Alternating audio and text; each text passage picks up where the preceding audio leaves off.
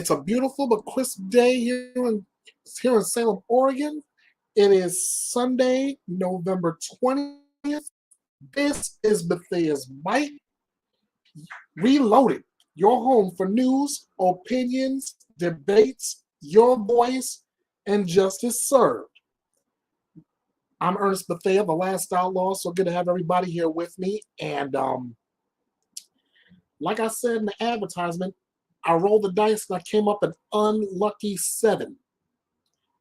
How did I roll 7? Simple. I got 6 stories plus I have an editorial that I want to bring before you. That'll come later in this podcast. But right now, let's get to these stories. Let me dip into the Justice Serve file.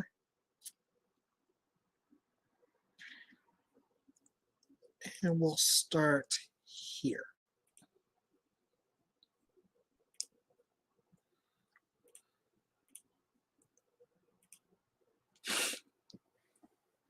All right, here we go. We'll start out in Texas. A Texas girl getting a snack at home was killed by a bullet from the outside, and the man who targeted the wrong home has been sentenced.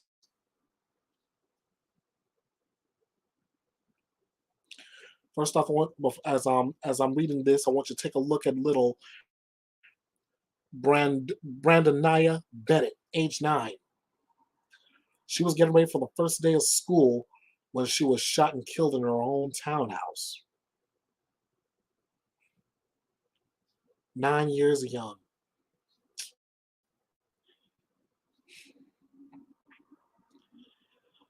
A 22-year-old Texas man will spend nearly 5 decades in prison after being convicted of murdering a 9-year-old girl after her home was mistakenly targeted in a shooting.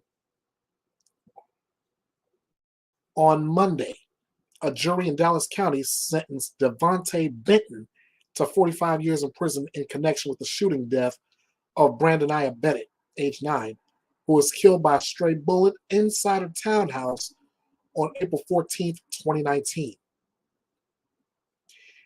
He was found guilty of the murder last Thursday.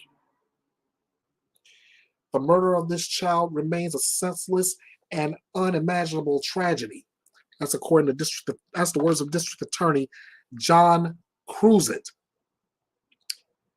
He also says, while nothing can bring Brandonaya back, I am thankful we are able to send the message that this kind of violence will not be tolerated in Dallas County. The little girl had just gotten her nails done for the first day of 4th grade and was walking back to the couch after getting a snack in the kitchen when shots rang out in the Roseland townhomes on Munger Avenue in Old East Dallas. This is according to the Dallas Morning News. Shout outs to Dallas Morning News for that information. Benton was at the complex with amateur rapper Tyrese Simmons, age 19, who was in a social media feud with a rival and allegedly fired his gun into the wrong apartment. That was according to Dallas police in a statement to People magazine. This is Mr. Simmons. Simmons allegedly felt insulted by something about him his rival had included in his lyrics, according to police. In their rap songs, they diss each other. Dallas Police Department Major Danny Williams said, local station WBAP and KLIF reports. It got to the point where this group wanted to come over and solve it by fighting. On the day of the fatal shooting, Benton was a part of a group involved in a fight next door, Cruzet said. The fight broke up, but he and another man ran around to the back and fired several shots into the wrong unit. One of those bullets struck Brandonaya in the head, killing her almost instantly. She was rushed to the Baylor University Medical Hospital, where she died.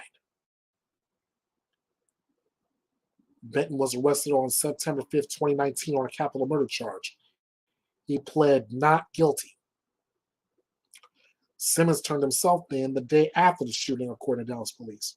He was charged with capital murder, and he also pled not guilty, and he is awaiting trial.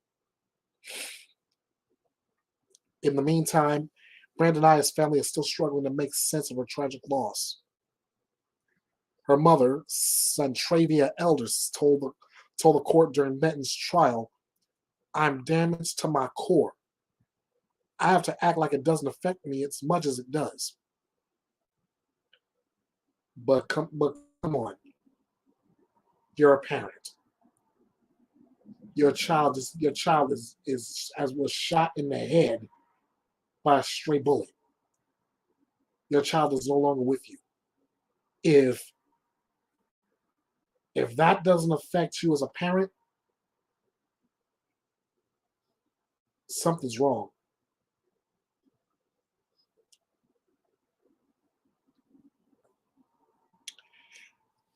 Described as full of love and life, Tanya Elder said her granddaughter, who the family called Naya or Nai, was so excited about the first day of school, according to WFAA. She said, "I'm going to be in the 4th grade." She was ready to go. On the morning of the shooting, Elder heard the shots and ran to her daughter's apartment. "I looked down at the floor where my daughter sat holding her baby girl, her only baby girl, in a puddle of blood because they stole her life." She and her daughter stayed by the child's side at the hospital where she later died. Elder told WFAA she begged her granddaughter to wake up. "I said, Naya, get up for Granny one more time." In between sobs, she said, "She was the sweetest thing." A GoFundMe page was set up to help the family with funeral expenses. Attorneys for Benton and Simmons could not be immediately reached for comment.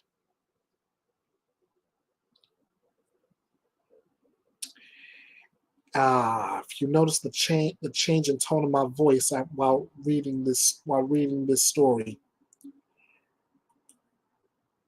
it's only because of how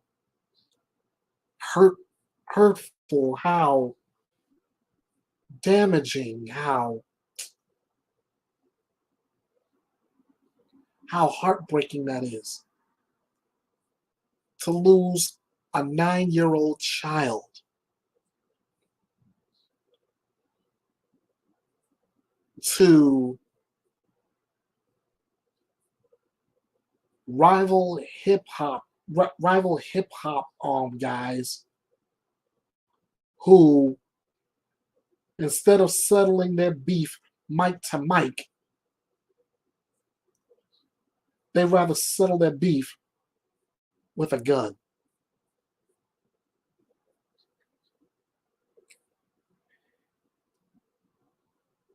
I guess everybody in this one loses.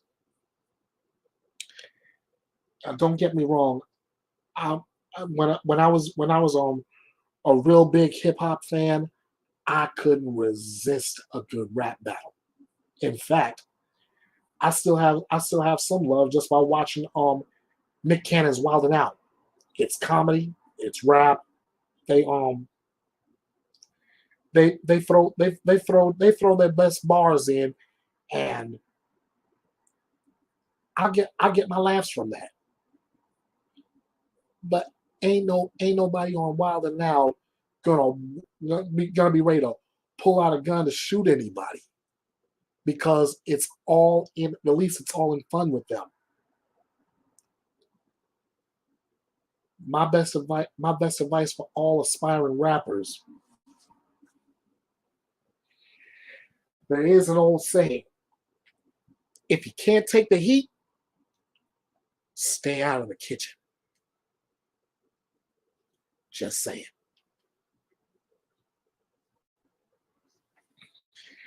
Let's see. What else do I have in my Justice Serve file, right?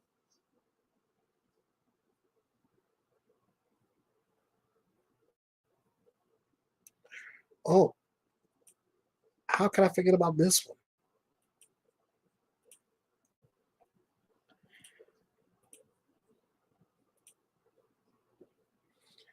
ladies and gentlemen, the next story I'm about to give you right now in the Justice Serve file. Let's just say the monster involved in this one deserves exactly what he got. A Washington man was sentenced for murdering his ex-girlfriend because she was pregnant. Now, I know somebody is watching this and they hear me read that title off and they're thinking, are you kidding me? To which I answer you, no, I'm not. Colin Patrick Dudley admitted to killing Cassandra Cantrell, age 33, and here she is. Let me give you a better look at her.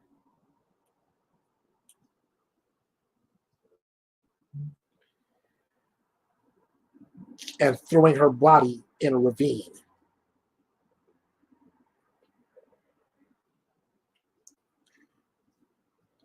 A Washington man pleaded guilty on Monday to murdering his pregnant ex-girlfriend in 2020 and dumping her body in a ravine. On September 22nd, 2020, Colin Patrick Dudley, age 40, of Tacoma, was arrested and charged with murdering Cassandra Cantrell, 33, a month before. Authorities said he killed her after he learned she was pregnant with his baby. On Monday, Dudley waived his right to a trial and pleaded guilty to first-degree murder. That's according to online court records. He was sentenced to 320 months, or a little over 26 years, in prison in the domestic violence killing. This is according to the News Tribune and a report from Cairo 7. Shout out to both the News Tribune and KRIO Channel 7. Cantrell was excited about becoming a new mom and was getting ready for the baby's arrival when she vanished on August 25th, 2020, the day she was supposed to go for her first ultrasound. The Pierce County Sheriff's Office immediately zeroed in on Dudley. He and Cantrell had met when she appeared in a local production of the Rocky Horror Picture Show when she was 18 and he was 22. Cantrell broke up with him shortly after, but reconnected with him after her father died in 2014. That was according to her mother, Marie Smith, telling people this.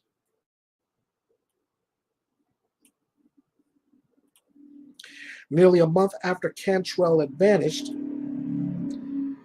police who used GPS data from Dudley's truck found Cantrell's body wrapped in garbage bags in a ravine in a nearby town. That was occurring according to a search warrant obtained by People magazine. She had been stabbed, and the autopsy found that she had sustained fractures to her skull. Dudley was arrested that same day and charged with first-degree murder. Dudley had initially told police that he hadn't spoken to Cantrell in years, but GPS records showed that her phone and his phone at his home on August 25th of 2020. Cantrell's family was upset that Dudley had made a plea deal with prosecutors. Again, this is according to both the News Tribune and KIRO Channel 7. A report from Cairo 7 said they told the judge that they wanted a criminal trial instead of a plea deal. By making a plea agreement with prosecutors, Smith told Cairo 7 she felt like Dudley was, quote, choosing his punishment. She also said her daughter would have wanted a trial. People say that when it gets to this point, you feel closure. I don't. Closure would have been her coming home. That's never going to happen. Cantrell's family remember her as full of life and love, just like the 9-year-old in the last story I just read. If I was the firecracker, she would be the New Year's Eve ball that drops in New York, her best friend Alexandra McNary previously told people. She wasn't shy, She was real loud. But when it came to dating, she was a little more reserved and less experienced. Dudley, she said, had been only one of her only serious boyfriends. She told me she was seeing her ex every now and then because she was kind of lonely in quarantine. But she didn't say much more than that. She kept him hidden. That was weird for her. Police believe Dudley was the father of Cantrell's baby. According to McNary, Cantrell knew her mom wasn't fond of Dudley. So she told the baby's dad was a guy she dated a couple times and oops. But Dudley had also allegedly said something that disturbed Cantrell's loved ones. That if any girlfriend of his got pregnant and wouldn't get an abortion, he would sue to get full custody just to spite the mother for having a child. That's according to prosecutors in the search warrant. On August 12th, Cantrell told Dudley about the pregnancy. She told him that he didn't have to be involved. She thought that he had a right to know. She told him that he could give up parental rights and she wouldn't ask him for child support. 2 weeks later, Cantrell vanished. Smith held out hope that her daughter would be found alive. Deep down, she said, I knew something was very wrong. She had all these plans laid out. She was going to have all the Mr. Rogers stuff and all the original Sesame Street and all the old Disney because she wanted this sort of gentle, magical life for the baby.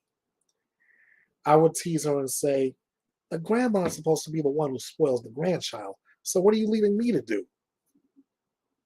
Smith added, she would have been such a good mom.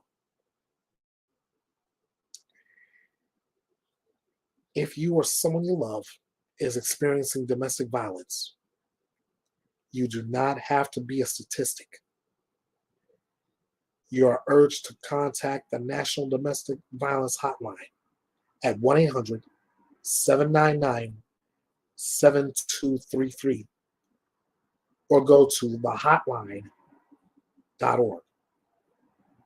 Again, that number is 1-800-799-7233 or go to thehotline.org.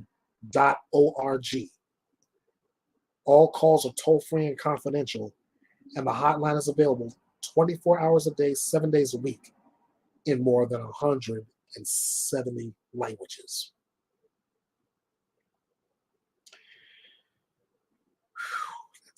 Those first two stories are always rough like that. I want to send my condolences to the family of Brandonaya Bennett. I want to send my condolences to the family of Cassandra Cantrell.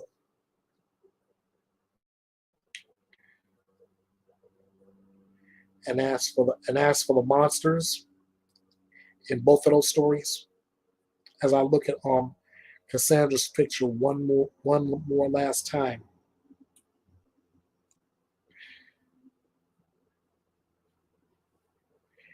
you guys are in the right place at the right time.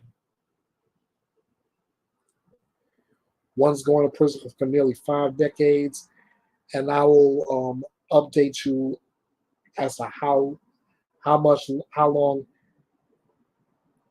that Colin Patrick Dudley will spend behind bars.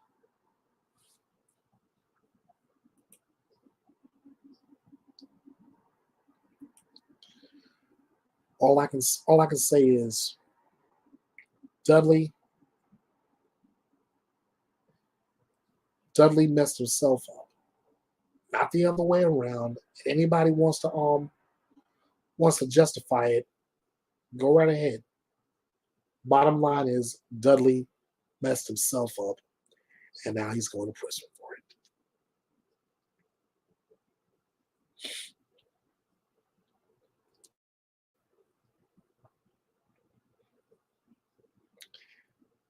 Let me start with this.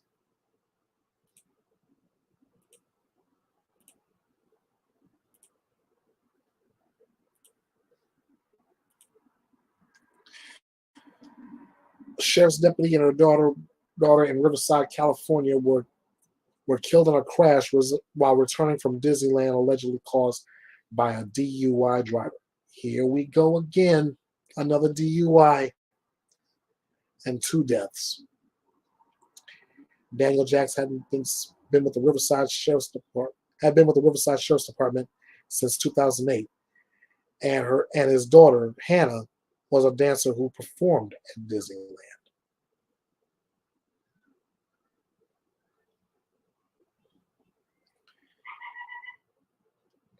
An off-duty sheriff's deputy in California and his 19-year-old daughter were killed last Sunday night in a car crash caused by a suspected drunk driver, according to authorities. According to a statement from the Riverside County Sheriff's Department, Correctional Corporal Daniel Jacks, age 45, of San Jacinto, and his daughter Hannah died as a result of the collision, which took place in Hermit about 9:17 p.m. Shout out to Fox LA for this portion. Fox LA reports the father and daughter were coming home from Disneyland, where Hannah had been performing as a dancer. The California Highway Patrol says the collision took place when another car traveling in the opposite direction crossed over the double yellow line and hit them head on.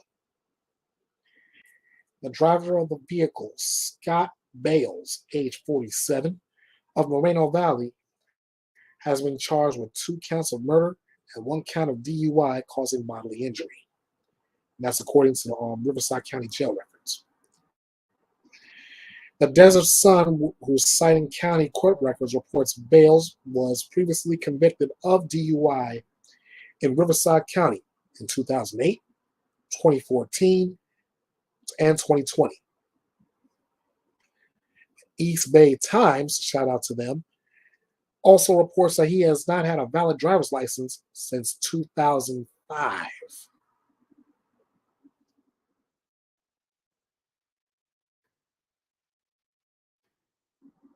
Bales is being held without bail, according to jail records. It was not immediately clear if he has retained an attorney to comment on his behalf. Jacks had been with the Sheriff's Department since 2008, according to the department's statement. Since March, he had been working at the John Benoit Detention Center in India. A GoFundMe page has been set up to help the family of the victims.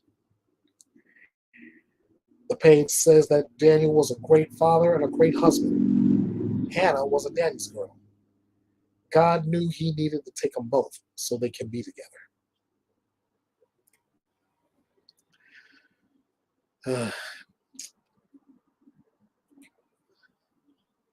When it comes to these deaths by DUI, the more I try to get it, the less I get it.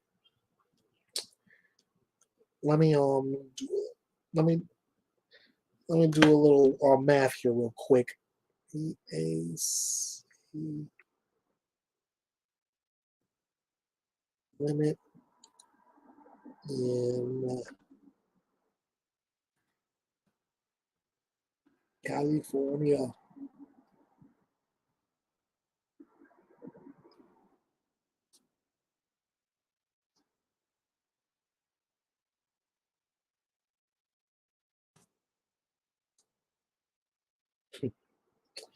Okay, guys, I want you to remember this number: 0.08%.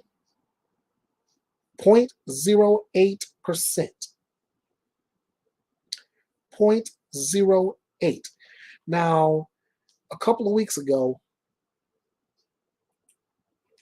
I did a report where a man was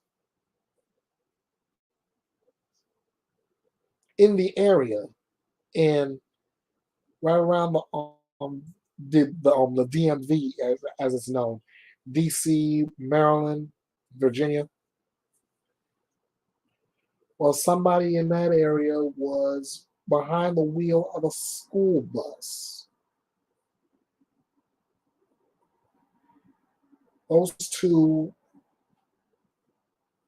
These two stories have a kind of sketchy beginning.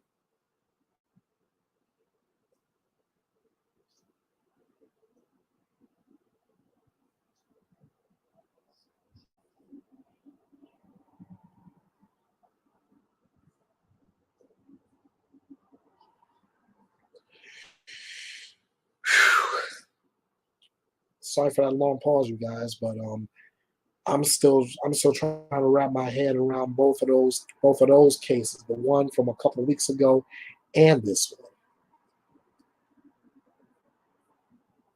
But then again, I'm gonna have to try to wrap my head around this one.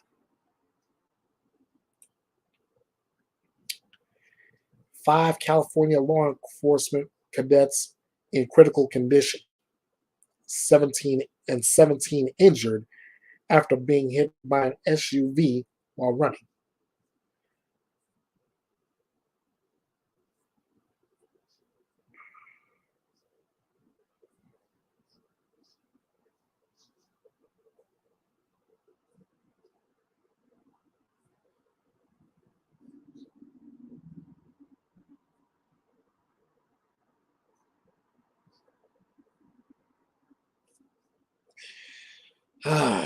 Okay. The crash happened near the Sheriff's Department's training academy in Whittier early Wednesday morning. 5 law enforcement recruits were critically injured and 17 others suffered minor injuries after they were hit by an SUV early Wednesday morning while out on a training run in Whittier, California. Authorities responded to a call shortly before 6:30 a.m. involving a crash with multiple pedestrians, according to the Los Angeles Times. The crash occurred near the Sheriff's Department's training academy. That's according to Deputy David Yu, telling the newspaper. The victims were recruits for the Los Angeles County Sheriff's Department. Authorities have not commented on whether they believe the crash was intentional.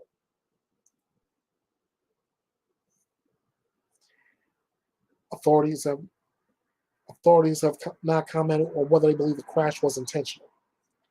Captain Sheila Keeler of the Los Angeles County Fire Department said during a press conference that the recruits were running in the street along Mills Avenue when the crash occurred.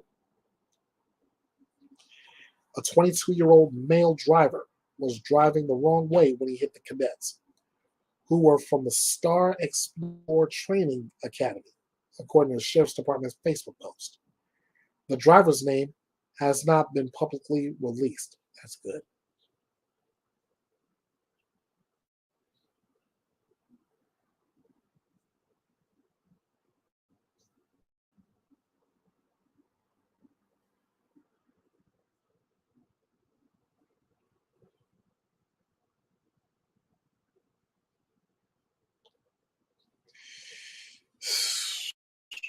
I mean,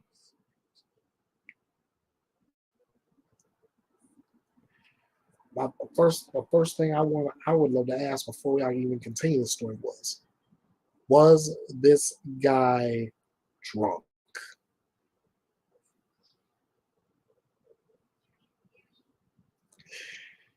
As you can see from this small shot, you got the fire department, you got EMTs, police out there at the scene.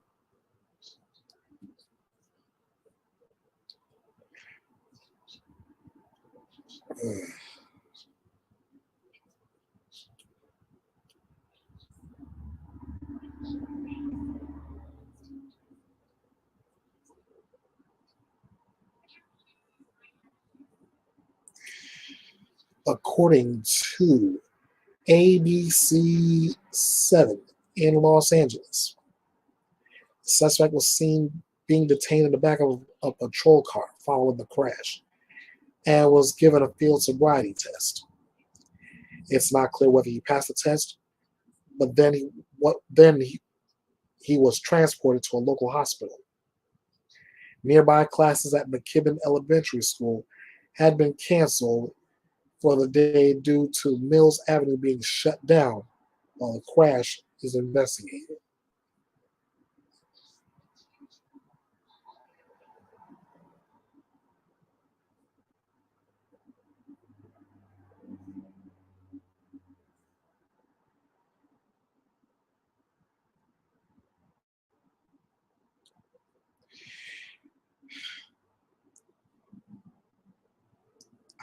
I don't get it. I just don't get it. People people getting behind get a few glasses of liquid courage down their throat.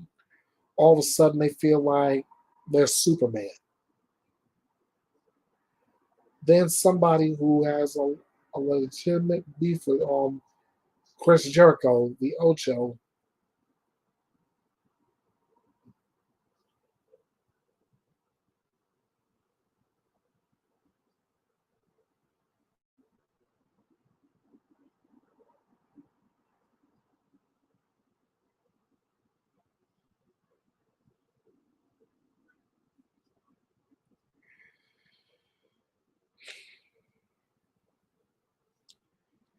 it's amazing. I mean, yeah, I'm doing these long pauses because I tell you, I don't get it. I just don't get it. You hear these commercials all the time. Don't drink and drive. Don't drink and drive. If you're gonna drink, be responsible.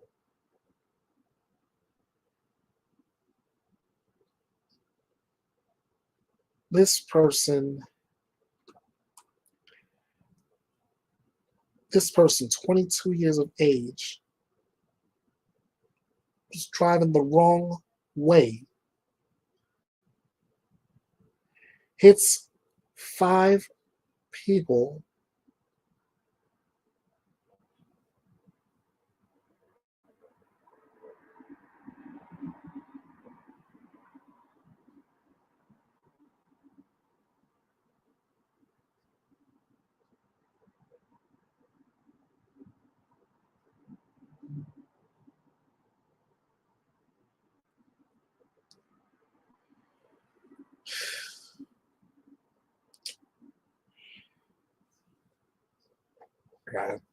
It bears repeating, guys. It bears repeating.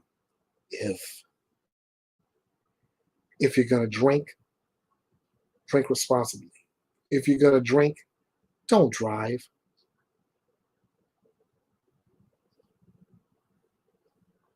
This is not for you. Believe me. And that prison bar that's coming, it's not for you either.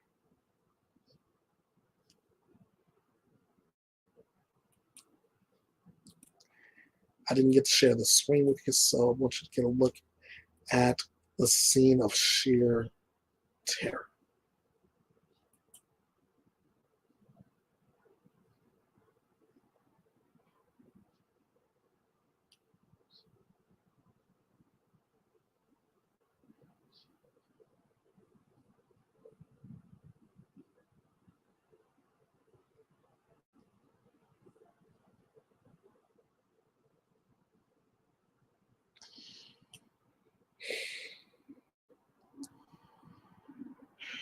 I really hope that they put this guy behind bars for a long time because apparently taking his license away, suspending him from driving, that's not good enough.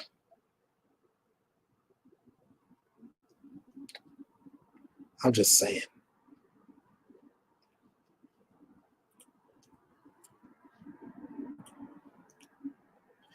Next up, we have a murder suicide. What, you didn't think I think what any of these would be in this episode of Bethea's Byte Reloaded? Surprise, surprise. A Phoenix dad kills his wife, toddler son, and twin baby daughters in a murder-suicide.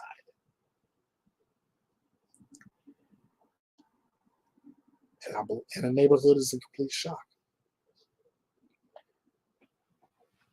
Police believe that Jason Michael Hudgens killed his wife, Marla Jordan Hudgens, and their children, 3-year-old Christopher, 6-month-old twins, Gwen and Faye, before taking his own life. A Phoenix family of 5 is found dead after a father murdered his wife and their 3 young children before turning the gun on himself. Jason Michael Hudgens, age 44, took the lives of his wife, Marla Jordan Hudgens, age 40, Christopher Hudgens, age 3, and 6-month-old twins Gwen and Faye Hudgens. And that's according to Phoenix police. According to multiple reports, the family's babysitter found the bodies and called police. Police said in a previous release that open propane tanks were found inside the home. The gas line was also in the home and wasn't attached to any surveillances in the kitchen.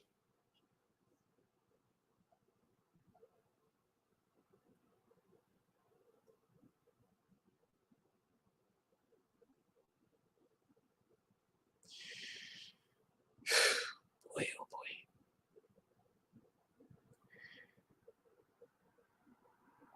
Excuse me, folks. Again, I'm just trying to wrap my head around this particular one. Okay.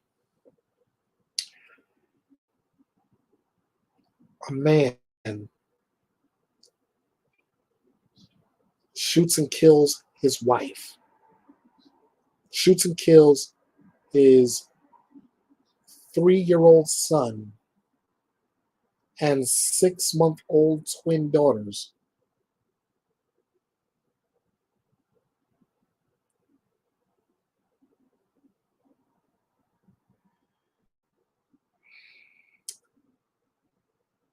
What could have possibly been so bad that someone would take his own life, let alone his entire family's lives?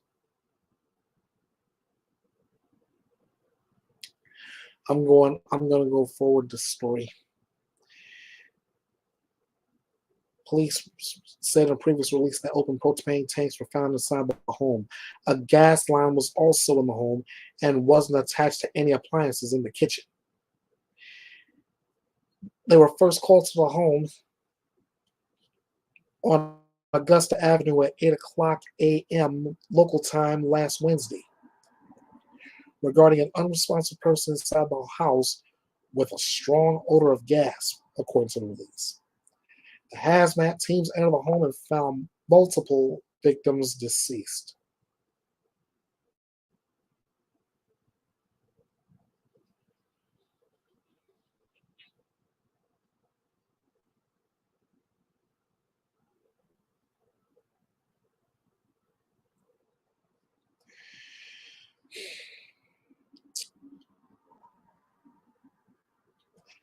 Police began their investigation after verifying that neighboring homes were not in danger, and the gas levels in the home were determined to be safe to enter.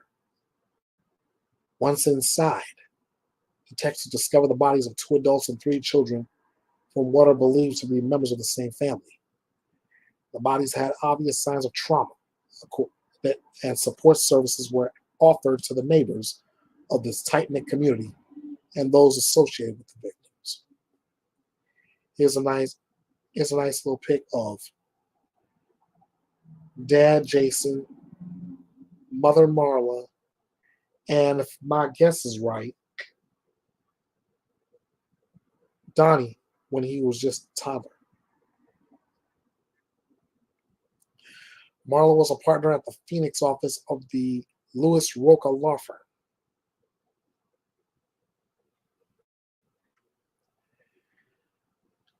Kevin Van Winkle Jr., a managing partner of Lewis Rocha, says in a statement he shared with People, "We are overwhelmed with grief at the loss of our friend, colleague, and partner, Marla Hudgens, and her family.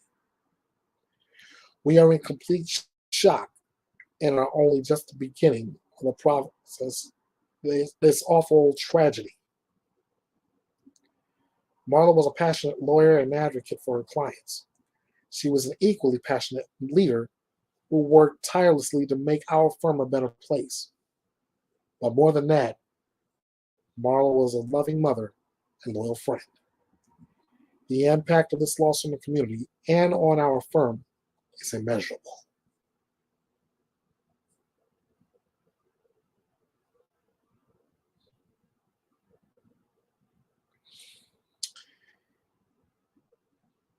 If you are experiencing domestic violence, you're once again urged to call the National Domestic Violence Hotline. You do not have to be a statistic. The number to that hotline is 1-800-799-7233. All calls are toll-free and confidential. You can get on my hotline, which is available 24/7 degrees. Then again, you can do this. All calls are toll-free and confidential, and the hotline is available 24/7 in more than 170 languages.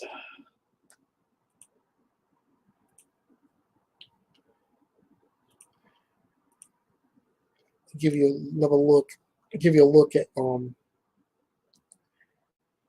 Dad Jason, Mother Marla, and this is little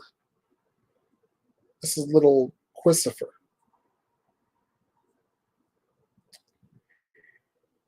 Now neither one of them are with us because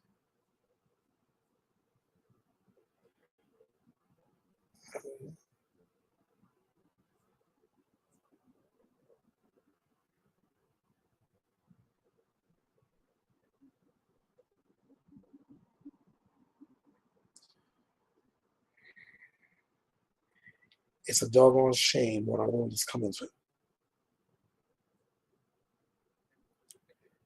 But this is why me and a lot of people like me do this kind of stuff.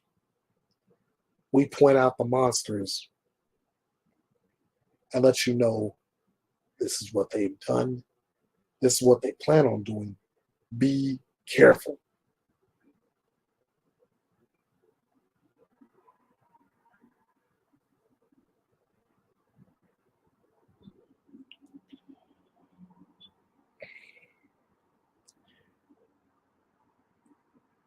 I pray for peace for whatever other family that lives in that area. For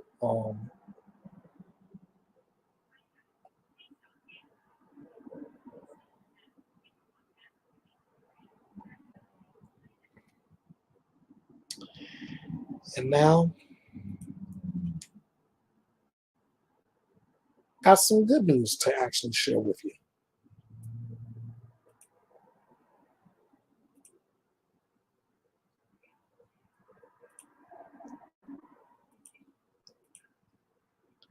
This one goes, and this one's coming out of our good thinking file, quick thinking file.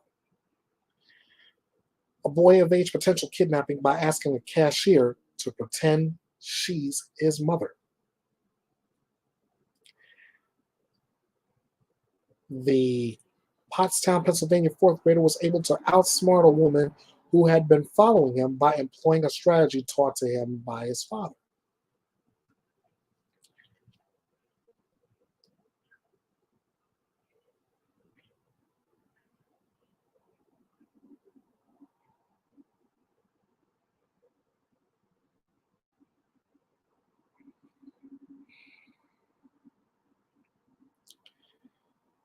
This is where the old okey doke, what I like to call, took place. A quick thinking 10-year-old in Pennsylvania recently thwarted his own potential kidnapping. Sammy Green was walking home from school in Pottstown on last Friday when a woman began following him, according to ABC6 Philadelphia. You know what? Before I'm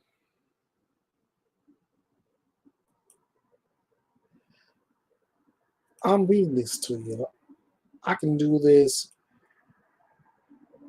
I can do a better job with this by taking you to a video.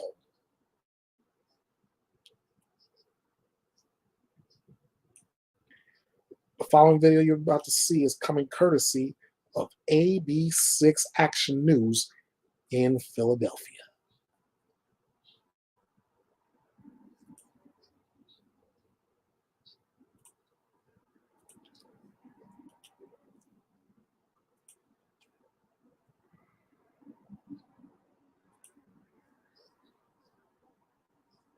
Members of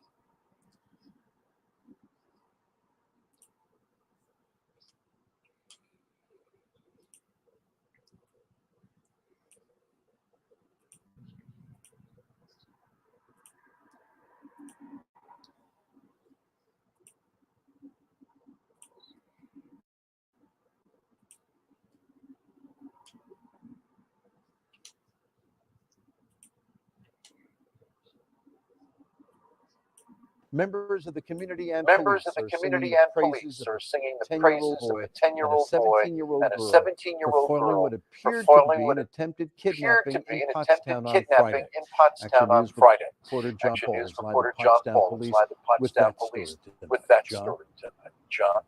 Jim just got off the phone with police a few minutes ago. They tell me they have located the woman involved in all this. Now, the 10-year-old boy was walking just down the street. He was walking home on Friday when he said the woman tried to lure him away. That day when I was watching that video, I cried every time I saw it. This is the video that made Sam Green cry. His 10-year-old son, Sammy, is at the top of the screen and was being followed by a woman on Friday. She probably knew me and she was going to Wawa.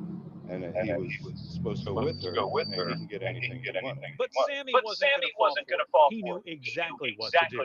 His dad taught him how to act in a situation like this. So he walked inside of a store that he was familiar with. It's called Danny B. Funky, just down the street from his house. We talked to the owner. He felt comfortable enough to come on in here, and he came right around the corner to where Hannah was, and she whispered in her ear. You can see it on the video. He walks to the store clerk and leans in.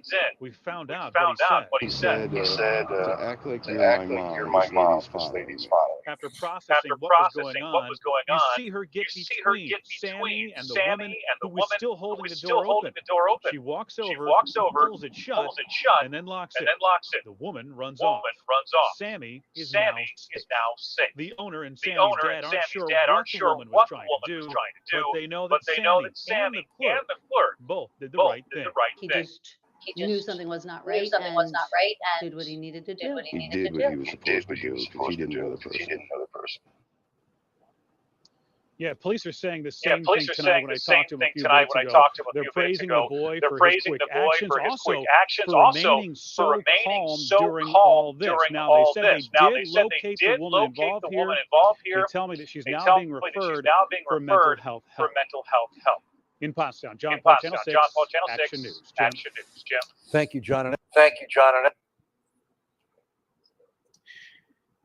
I want to thank everybody at Members of the community.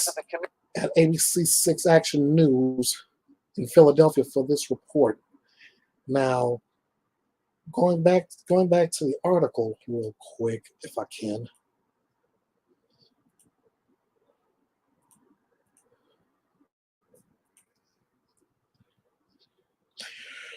She started walking with him and asking him where his family was and asking where his dad was. Sam Green, the boy's father, told it on ABC6. The woman tried to lure Sammy into a nearby convenience store.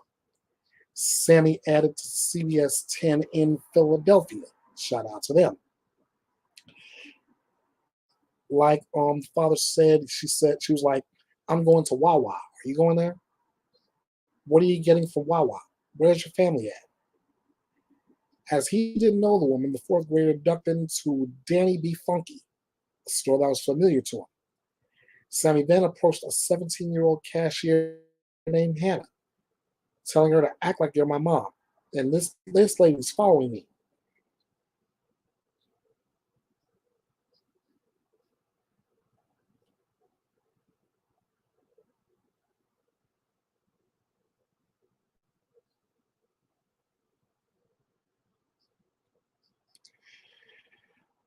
This, as you can see from this still shot here, this is from a surveillance photo. That surveillance photo at the store captured the moment and shows a woman standing at the door as if she were waiting for Sammy. Hannah then calmly walks over to the entrance, putting herself between Sammy and the woman, and locks the door. I'm very proud of her, the shop's owner, Danny Small, tells ABC6. Hannah is a 17-year-old young lady. She did everything correctly. Dad Sam had similar sentiments and was also hugely relieved that his son followed the advice he'd previously given him on what to do in that very scenario. When we were watching that video, I cried every time I saw it, he said. To see my child looking for help because he was afraid basically for his life, that cuts you deep. Yes.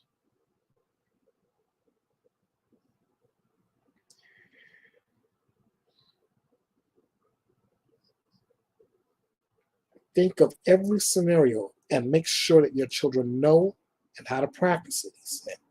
Practice your situations and scenarios just like fire drills.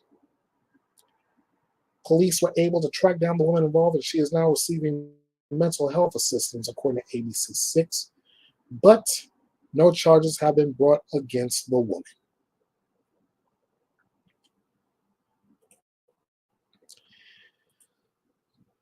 So there you go with that. Boy takes his dad's advice, avoids being kidnapped. He's looked at as basically a hero for protecting himself.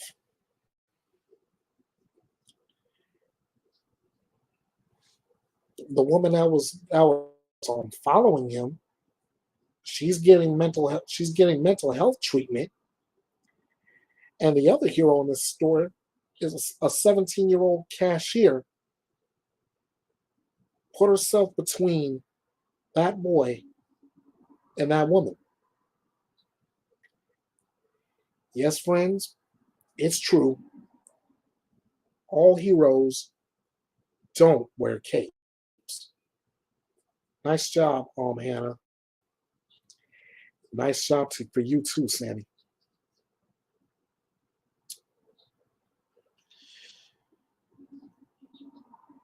And now,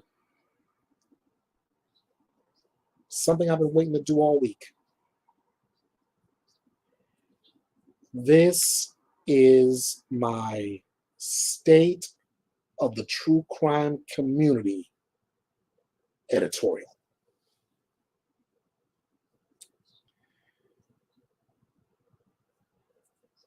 First off, I want to say this in defense of the true crime community because of something I saw on TikTok. Not everybody in the true crime community is trying to get all dressed up, spit, shine, and polished, standing tall, looking good. We ought to be in Hollywood just to get in front of a camera like this or in front of a mic like this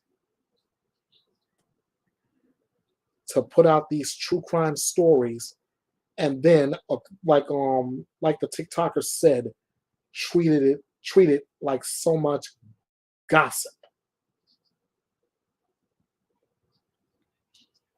No, we're not all like that.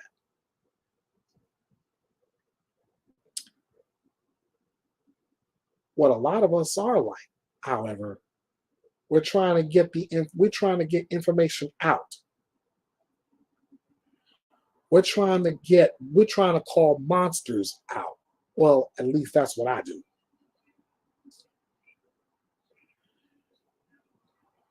And above all else, we are in the business of seeking justice for those who can't get it anywhere else.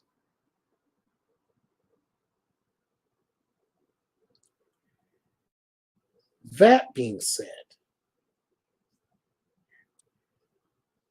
what I say going forth in this editorial, I will not call out any names just to protect both the innocent and the guilty.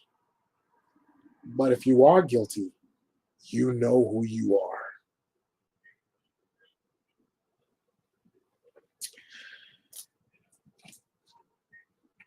When I first joined the true crime community,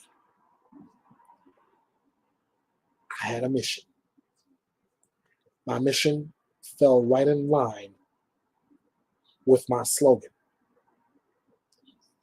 As I've always stated, my slogan was to ensure that you get news, opinions, debates. You get to hear your voice on a lot of these cases. And the biggest piece of it all is justice being served. And true, yes, every one of us in the true crime community are all an X something. Whether small or great, we're an X something. Whether it put us behind bars or not, we're all an X something.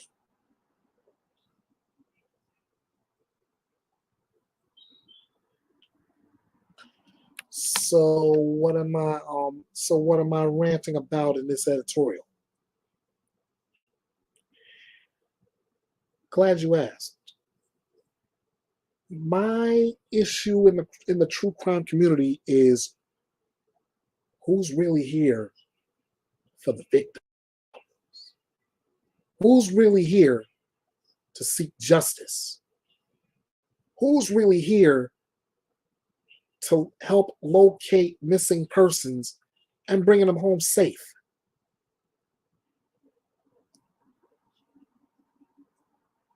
And who's really here just because they see dollar signs? I mean, sure. For some of you, I get it. I'm in that pickle too. It takes a good deal of money to keep a podcast running. I understand that. I've even had it run through my mind to try to start a GoFundMe account. I haven't done it yet. I've been thinking about doing it. Have a GoFundMe account just to keep this thing running.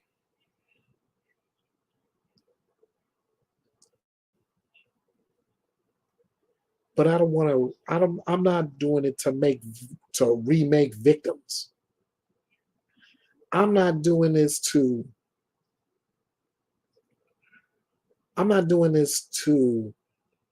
just to stuff a few bucks in my pocket.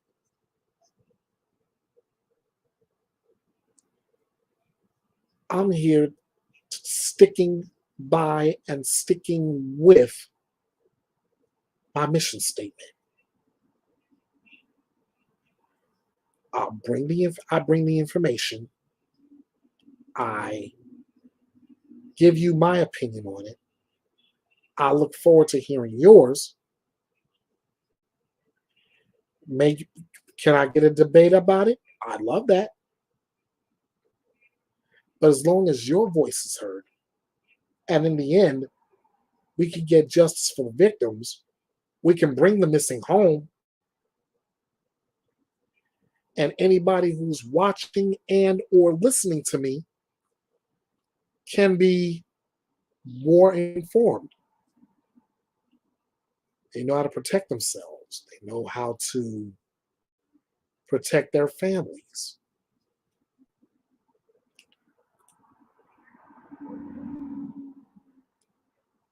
Like right now, I have somebody within the community watching the press conference involving the 4 people who were killed in Idaho.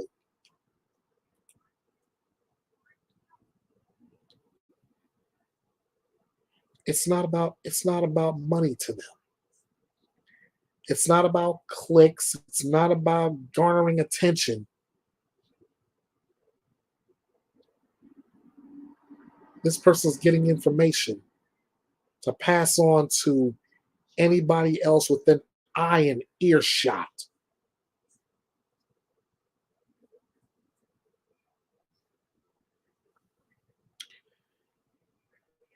I've got somebody within the community right now. This person is all about missing persons. This person is loading up every time I hit YouTube. I look and I see a missing persons flyer. He always wants to know. He's always asking us to help get that person's face out there. And me personally, now that I've got my YouTube community tag, I post it. I post a video. I post that information. That way, and I always say the same thing, just to let that person know, hey, I got your back. What do? He says to put a like on it. I do. He says subscribe to his channel. I've done that. He says share this information. That's what I do. I share this information. And then he makes sure we pass it all over social media. Now, like I said, and I admit to this, I'll put this on the community tab to make sure everybody gets a good eye on it. But I can also do a little bit more, like he asked. Get it out on Facebook, Twitter, Instagram, wherever I have social media.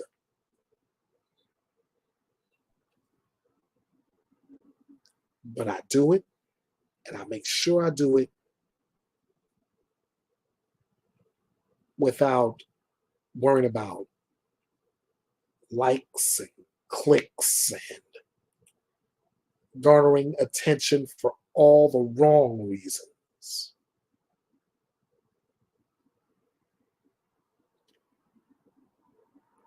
And that's what Bethea's Byte Reloaded is all about.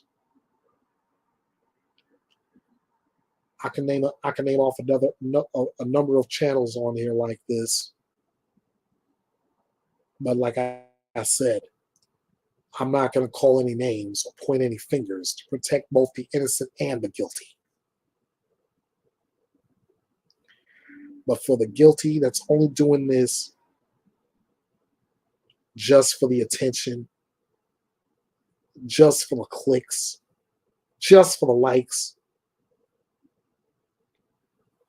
you know who you are, and you're wrong for it.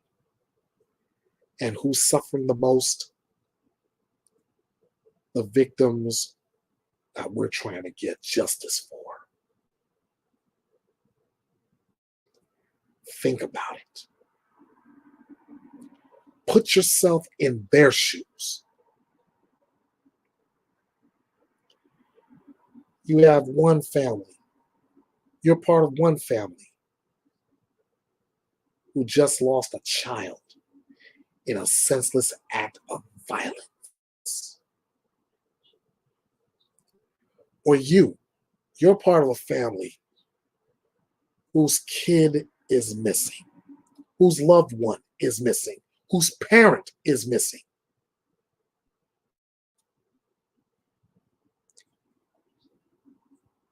And you have somebody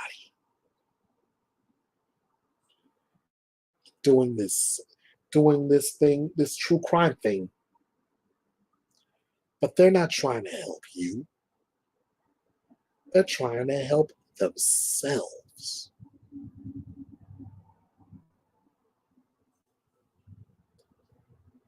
How do you do that? How do you do that? And then after you shut your podcast down or your live stream, how do you shut that down and be able to go to sleep at night, knowing what you've done?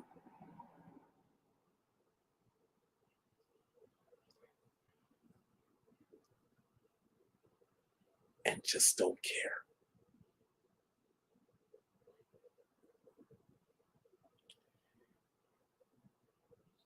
All I ask, I mean, yeah, I may be a newbie to this thing, but the one thing I'm not a newbie at is having a heart for people. One thing I'm not a newbie at is caring about other people. That's the reason I do this. If you wanted to know what my why is, there it is.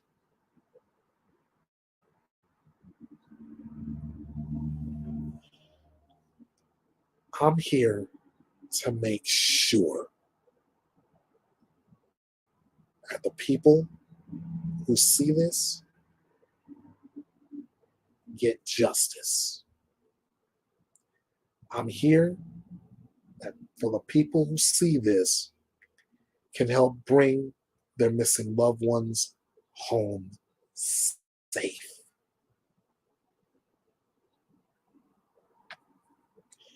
Yeah, it's a struggle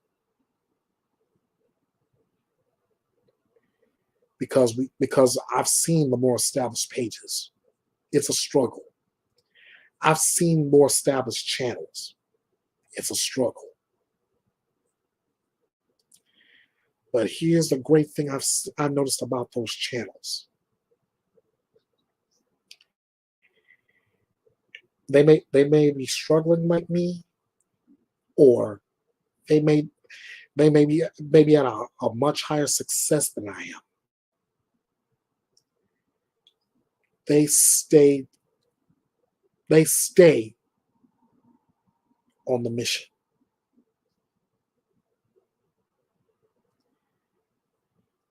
And I'm calling out all of you that's putting money before the mission. If you're not worried about seeing the mission through, if you're not seeing this thing through like it's a never-ending battle, and it is, my only advice to you is to shut down.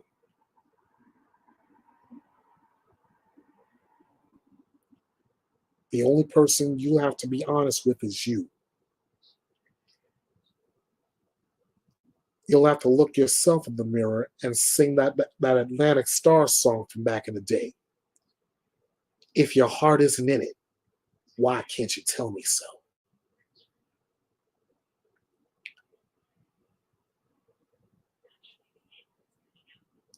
That's it. That's all I got. Thank you to everybody who joined me live. Thank you to everyone who's gonna catch this replay. And I hope I get to see you next time. As always, you can follow me all over social media. And again, I look forward to seeing you same time, same place. Until next time, you know what to do. Bite this. Hey guys, this is The Last Outlaw. I want to take this time to say thank you for watching and subscribing to Bethea's Byte Reloaded. I have said many times over, it is you that is the reason Bethea's Byte stays reloaded and running.